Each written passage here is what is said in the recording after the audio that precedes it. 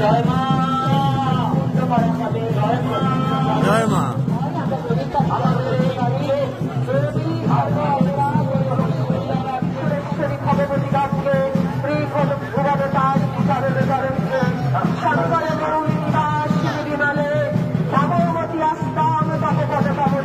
আপনারা দেখলেন প্রধান পুরোহিত সহবাহক স্নান করলেন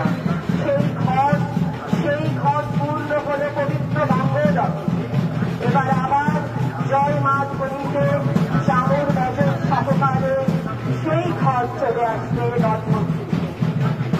আমি আপনাদের বলেছি ওই মঙ্গল ঘর পবিত্র ঘর, তাই ঘর হওয়া উচিত অক্ষত শুদ্ধ এবং পবিত্র। প্রধান পুরোহিত অবগাহন স্নান করছেন,